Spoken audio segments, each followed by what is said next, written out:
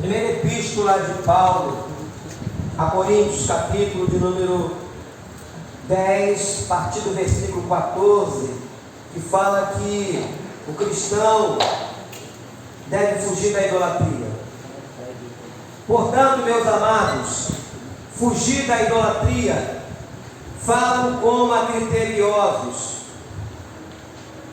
Julgai vós mesmo o que digo. Porventura, o cálice da bênção que abençoamos não é a comunhão do sangue de Cristo? O pão que partimos não é a comunhão do corpo de Cristo? Porque nós, embora somos muitos, unicamente um pão, um só corpo, porque todos participamos de um único pão. Considerai, ó Israel, segundo a carne. Não é certo que aqueles que se alimentam do sacrifício são participantes do altar? Que digo, pois, que o sacrificado ao ídolo é alguma coisa? Ou que o próprio ídolo tem algum valor? Antes digo que as coisas que eles sacrificam é a demônios, que as sacrificam e não a Deus. E eu não quero que vos torneis associados aos demônios. Não podeis beber o cálice do Senhor e o cálice dos demônios. Não podeis ser participantes da mesa do Senhor e da mesa dos demônios. Ou provocaremos zelos no Senhor? Somos acaso mais forte do que Ele? Oremos, querido Deus, louvado e glorificado seja o Teu nome. Da Tua palavra lida, palavra, Deus, abençoada, poderosa, fale aos nossos corações e nos ajude, Deus. Nos ajude no entendimento e na compreensão. Como arauto do Senhor também eu peço a Tua ajuda, que eu não acrescente nada e não tire nada do que está escrito aqui, Senhor. Mas tudo que eu falar, tudo que eu fizer, seja para a honra e glória do nome santo do nosso Senhor Jesus Cristo. E todos um amém? Amém. Glória a Deus. Quando nós nos reunimos para a celebração da ceia do Senhor, eu sempre falei isso aqui, algumas verdades têm que ser ditas, precisam ser lembradas. Aqui nesse texto, pauta em alguns preceitos, algumas coisas que nós temos que fazer. No versículo 16 fala assim: porventura o cálice da bênção que abençoamos não é a comunhão do sangue de Cristo? O pão que partimos não é a comunhão do corpo de Cristo? Quando nós nos reunimos aqui, formamos esse corpo. A igreja é o corpo de Cristo. Cada um de nós é membro desse corpo. E eu, quando falo aqui da igreja online, quer dizer que você não possa assistir uma mensagem, não é isso, mas quando nós só nos tornamos corpo, quando estamos reunidos fisicamente, aí formamos o corpo.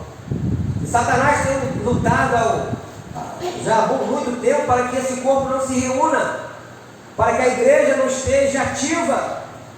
O papel do diabo é espalhar. Jesus certa feita falou isso para o seu discípulo: aquele que não ajunta, espalha. O papel do diabo é espalhar, é fazer com que nós fiquemos separados uns dos outros e não formemos esse corpo a qual estamos reunidos aqui, como foi pela manhã também.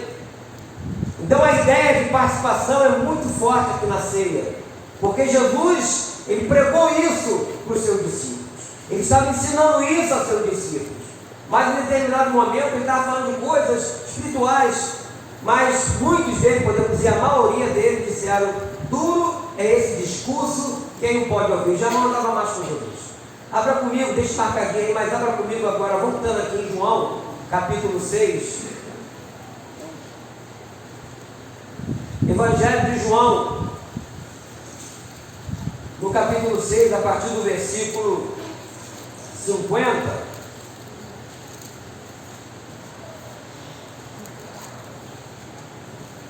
Houve uma murmuração dos judeus.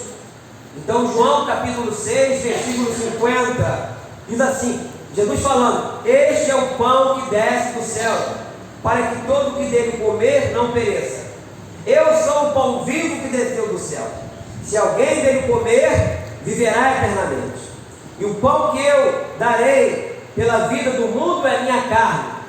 Disputavam, pois, os judeus entre si, dizendo: como pode este dar-nos a comer a sua própria carne?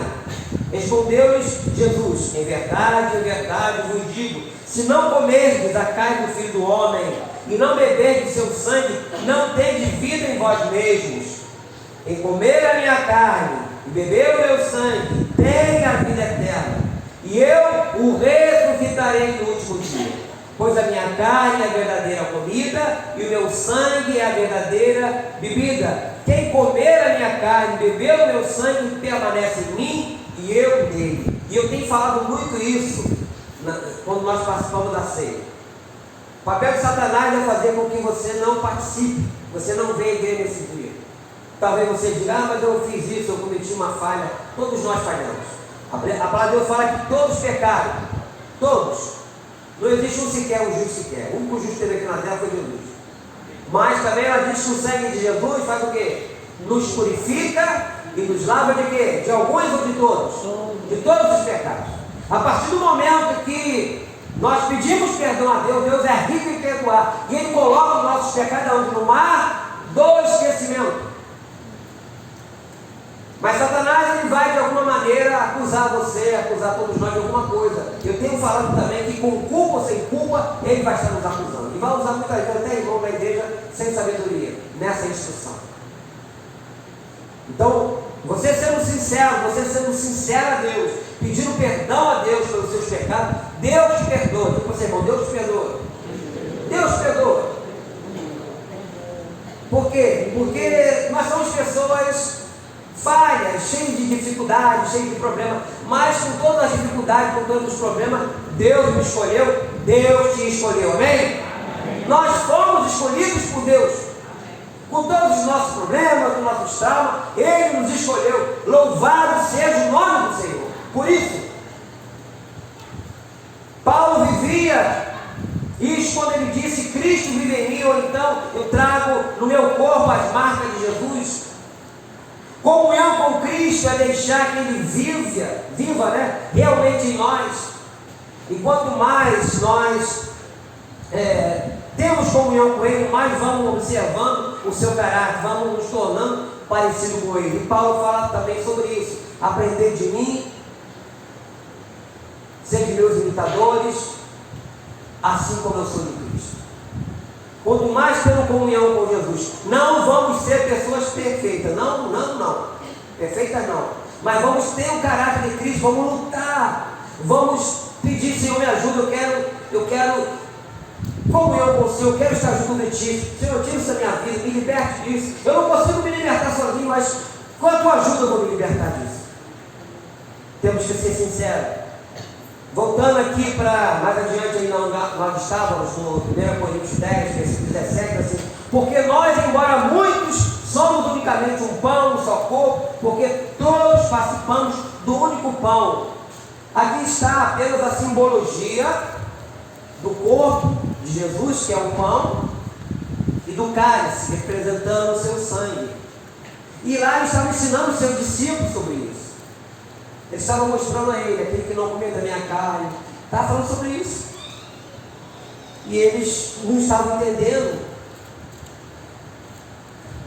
E essa unidade é importante, amados irmãos. Nós nos reunimos aqui porque, embora muitos, todas as tribos, raças, línguas, nações, culturas, nós formamos uma só família, a família de Deus.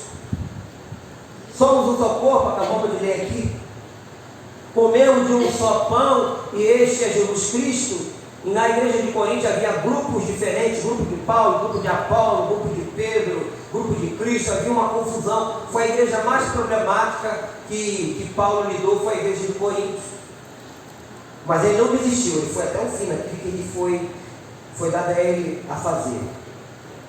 No versículo 14 diz: portanto, meus amados, fugir da idolatria. Fala como a criteriosa: julgai vós mesmos o que vos digo, o que digo a vocês. Ele estava falando sobre isso, porque eles sacrificavam ao mesmo tempo que participavam da mesa, tinham comunhão, mas lá fora eles faziam a mesma coisa que no passado. Por exemplo, alguns de nós, e eu junto com os meus pais, participamos na vida também do espiritismo, e nós fazíamos aquilo que eles mandavam fazer. Imagine se agora, eu em Cristo, participando da mesa, termina o culto, eu vou fazer as mesmas coisas que eu fazia lá atrás. Como é que é isso? Ele e lá eles faziam isso. Lá eles tinham dificuldade até de acreditar que Cristo havia ressuscitado. Você vai ver isso no livro aqui mesmo, 1 Coríntios, a partir do capítulo 15, versículo 50. E Paulo teve que ensinar eles e falar sobre isso. O caso do Senhor é o caso dos demônios. Quando fala aqui, ó, no versículo 19: que digo, pois, que o sacrificado ao ídolo é alguma coisa, ou que o próprio ídolo tem algum valor?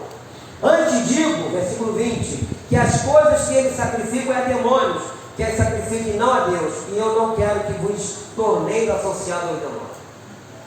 A partir do momento que nós nos rendemos a Cristo, nós temos que ser cristocêntrico. Cristo é o centro da nossa vida. Não tem mais subterfúgio, não temos mais que acrescentar nada. É Jesus e ponto, mais ninguém. O único que morreu por nós, deu a sua vida e pagou o preço dos nossos pecados. Mais ninguém. É somente Ele. E Paulo estava aqui. A afirmação dele é muito séria. Não há como beber o cálice do Senhor e o cálice dos demônios. A palavra de Paulo à igreja de Corinto é oportuna também para todos nós. E ali em João, como nós vemos, que quando nós comermos da sua carne, bebemos do seu sangue, nós temos parte com Ele. Ele vai fazer o quê? Nos ressuscitar no último dia. Por isso que Satanás não quer que nenhum de nós participemos. Então qualquer erro da sua vida que você tenha cometido, e você está aqui hoje relutando com isso, pede perdão a Deus, minha irmã, meu irmão. Não fique de fora não. Nós temos que ter parte com Deus. Satanás não quer que nós tenhamos parte com Cristo. Ele quer nos tirar. O papel dele sempre foi esse. Quando Jesus fala aqui mesmo no livro de João, capítulo 10, versículo 10, que o ladrão vem para quê? Matar, roubar, destruir. Destruir a nossa fé, roubar a nossa comunhão com Deus. Esse é o papel satânico. Mas o sangue de Jesus nos purifica e nos lava de todo pecado. Amém? Nós temos que viver isso.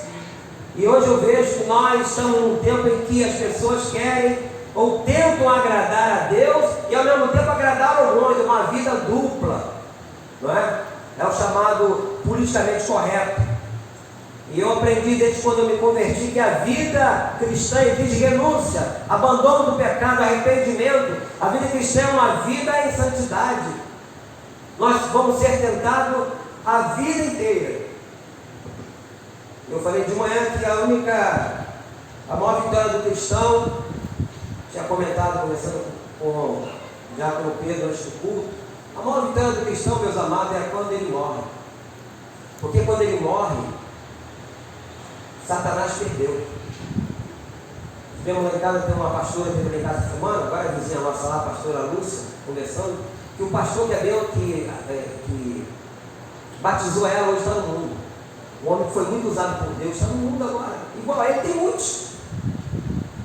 Por isso que Paulo fala lá em capítulo 4 de 2 Timóteo: combati o bom combate, completei a carreira e guardei a fé. Há muitos que não estão combatendo o bom combate, não estão completando a carreira e nem guardando a fé. Então no dia da nossa morte é o dia da nossa vitória, porque ali está a matéria, mas nosso espírito voltou para Deus. Amém? Voltou para Deus. A carne não aproveita nada. Mas enquanto vivos neste mundo, vamos ser tentados.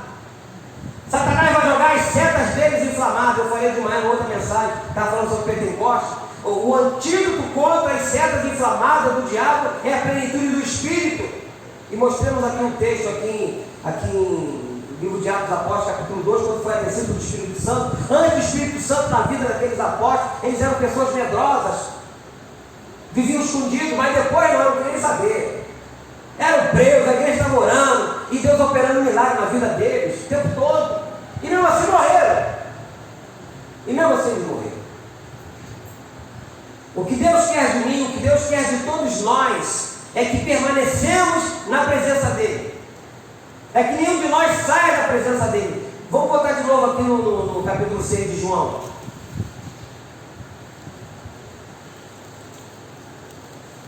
E ali estava Jesus ensinando aqueles homens aquelas pessoas falando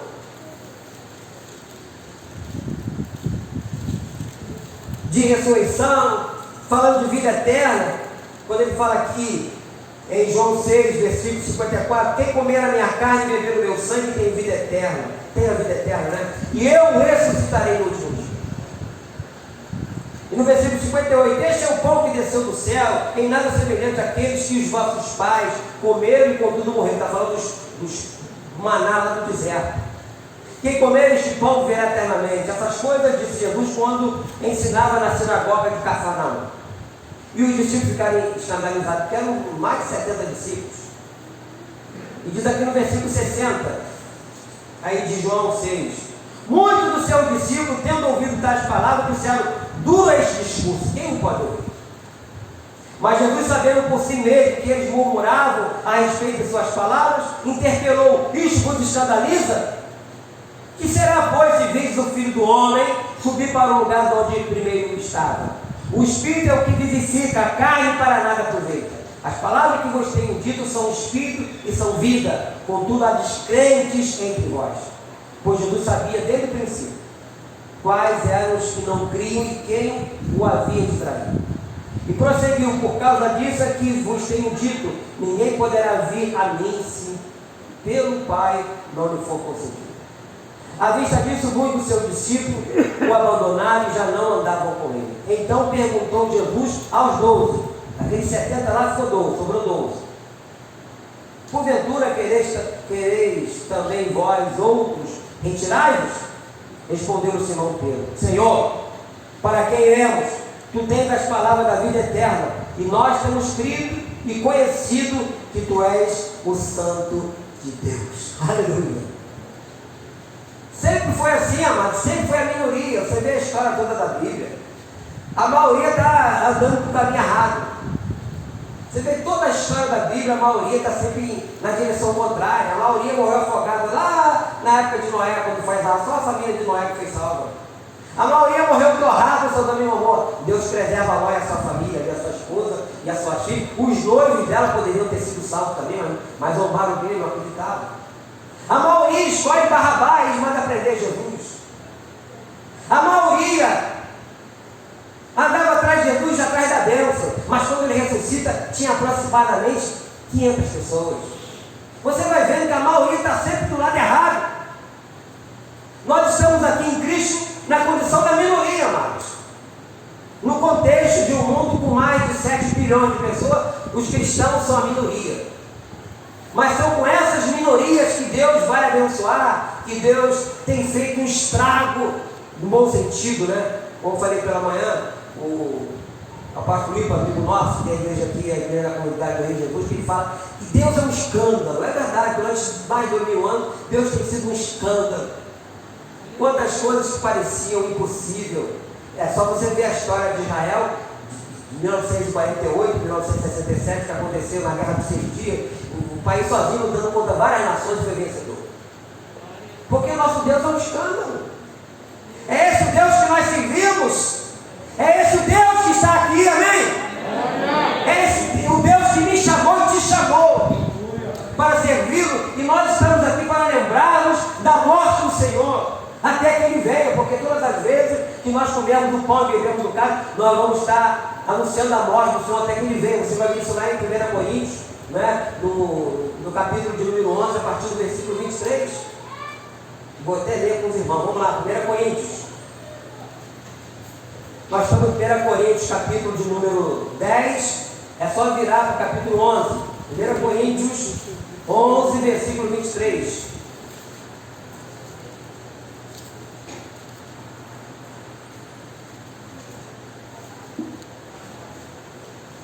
Amém, queridos? 1 Coríntios 11, versículo 23. Porque eu recebi do Senhor que também vos entreguei, que o Senhor Jesus, na noite que foi traído, tomou o pão, e tendo dado graças, o partiu e disse: isto é meu corpo, que é dado por vós, fazer isso em memória de mim. Por semelhante modo, depois de haver ceado, tomou também um cálice, dizendo: este cálice é a nova aliança no meu sangue. Fazer isto todas as vezes que o bebedes em memória de mim. Porque todas as vezes que o comer deste pão e bebeis do cálice, anunciais a morte do Senhor, até que Ele venha. Por isso, aquele que comer o pão ou beber o cálice do Senhor dignamente, será réu do corpo e do sangue do Senhor. Examine-se, pois, o homem a si mesmo, e assim coma do pão e beba do cálice. Pois quem come e bebe sem discernir o corpo, come e bebe juízo para si. Por isso a importância do arrependimento. Esse momento, amados irmãos, é um momento sagrado, porque foi o único símbolo vivo que Jesus deixou. Por exemplo, domingo que vem vamos ter batismo nas águas. É uma simbologia, né, do sepultamento da velha natureza. Mas ninguém ali vai beber água, mas aqui você vai se alimentar. Aqui você vai comer um pedacinho de pão e tomar um cálice, que representa o corpo e o sangue de Cristo. Eu sempre falo isso aqui na igreja, que esse pedacinho de pão, esse cálice, não tem poder para satisfazer a nossa refeição, seja na matinal, seja no almoço ou na janta. Por quê? Se você fizer isso, você vai continuar com fome. Não é verdade? Se você chegar de manhã e começar esse pedacinho de pão, se estava roncando quando você acordou, vai roncar mais ainda. Se for no almoço, vai continuar roncando. Por quê? Porque é pouco para a carne, mas é muito para o espírito. Amém? Quando nós comemos do pão e bebemos do cálice, estamos alimentando o nosso espírito. Estamos fazendo aquilo que Ele nos mandou fazer, a partir do versículo 26, quando Ele fala: porque todas as vezes que comerdes este pão e bebeis o cálice, anunciais a morte do Senhor, até que Ele venha. E quando nós estivermos com o Senhor para todo sempre, não haverá mais essa necessidade de participar da mesa. Mas enquanto estivermos aqui, é necessário fazer isso para não nos esquecermos desse fato, do sacrifício dele na cruz, por mim e por você. Temos que valorizar isso. Então, fica aqui conosco esse ensino. Seja o momento da celebração, da comunhão que temos uns com os outros, com o Pai, da afirmação do nosso compromisso com Cristo, afirmação da nossa unidade com o seu corpo e compromisso da vida em santidade, pureza diante de Deus. Temos que ter isso na nossa mente. E outra coisa importantíssima também, a partir do momento que nós participamos da mesa do Senhor, como eu falei de manhã, nós estamos dizendo não para o mundo, não para Satanás, não para nós mesmos, e sim para Deus. Que queremos continuar com Ele, que queremos continuar servindo, que queremos ter Jesus como nosso alvo. A nossa carne não quer, amados. E Satanás fica ali botando, você fez isso, você falou aquilo antes, você fez assim, você está vivendo desse jeito. Mas a partir do momento que você pedir perdão a Deus, Deus te perdoa. Tenha certeza disso, que Deus te perdoa. Deus nos perdoa. E aí nós vamos levantar a cabeça e vamos continuar pedindo sempre a Deus. O próprio batismo nas águas, está falando aqui do domingo que vem, é uma simbologia de você sepultar a sua velha natureza, né? Mas não quer dizer que a partir daquele momento você vai deixar de errar. Não deveria, mas carregando essa natureza adâmica. Mas aí você vai ter mais firmeza nas suas orações. É algo que traz em você um ânimo novo, que dá à pessoa que passa pelas águas. Peraí, eu passei pelas águas, foi um testemunho para mim, para as pessoas que lá estavam e assistiram, e para Deus também. Então você vai ficar mais maleável na mão de Deus. A ceia não é como uma vez o bicho lá falou isso, uma irmã aqui. Eu gosto de vir domingo da ceia, porque eu tomo a ceia e quando eu saio daqui eu saio sem. Mas o que é isso? Pessoas são pessoas supersticiosas. Não é a finalidade da ceia, não é isso. Quando Jesus multiplica os pães, não é isso? E os peixes para 5.000 homens, fora as mulheres e crianças, se você fizer uma conta rápida aí, por baixo tem mais de 15.000 pessoas ali. E depois essas pessoas estão atrás de Jesus de novo. Jesus fala o que para ela? Vocês viestes a mim não porque viste sinais, mas porque comeste os pães e vos fartaste. A nossa vida com Deus, amados irmãos, é uma vida completamente diferente. É céu e terra. É você e Deus constantemente. Mas tem pessoas que querem viver só o contexto dessa terra, só o fruto que essa terra tem para oferecer. A Bíblia fala que o mundo inteiro jaz do maligno. Que você possa ter isso na sua mente.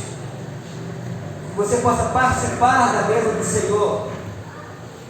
Que você possa se arrepender dos seus pecados. Ou seja, que nós possamos nos arrepender dos nossos pecados. E pedir a Ele: Senhor, me dê força, me dê ânimo. Por isso que Ele falou: no mundo nós teremos aflições, mas tem que ter bom ânimo. Só Jesus pode nos dar bom ânimo. Só o Espírito Santo vem com a sua plenitude na nossa vida, para que possamos prosseguir. É uma pena que no dia de hoje há pessoas cristãs que estão vivendo uma vida enclausurada em casa, vivendo uma vida de medo e de pânico. Pessoas que se alimentam 24 horas, mas o dia inteiro com mais notícia. Como diz o Salmo 112, não se atemorize de mais notícia. Então se alimenta só de má notícia. O que acontece? Como o Espírito Santo vai agir na vida de uma pessoa dessa? Ela vai viver a sua própria sorte. Mas nós temos que viver segundo a palavra de Deus. O próprio Senhor Jesus fala que se o Filho vos libertar, verdadeiramente sereis livres. Então só Jesus para nos libertar, só o Espírito Santo para nos encher da sua graça. Aqui ainda em 1 Coríntios, só para fechar, nesse capítulo 11, versículo 30: eis a razão porque há entre vós muitos fracos e doentes, não poucos os que dormem. Quando fala dorme aqui, está falando da morte física. E é exatamente isso que Satanás quer. Ele não quer que nós combatemos o bom combate, ele não quer que nós completemos a carreira, ele não quer que nenhum de nós guardemos a fé. Muito pelo contrário. Ele quer que nós fiquemos afastados da presença de Deus. Esse é o papel dele. Mas se nós perseverarmos, meus irmãos, se nós lutarmos e pedirmos a ajuda do Senhor, Ele vai nos ajudar. Então ceia é comunhão.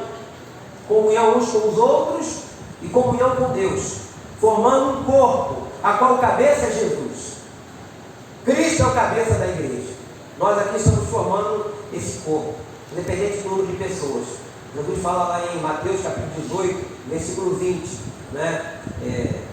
Onde houver 2 ou 3 pessoas reunidas no meu nome, ali estou no meio dele. Então Deus está no nosso meio. Deus está no nosso meio. Curva a sua cabeça. Querido Deus, Pai Celestial, eu te louvo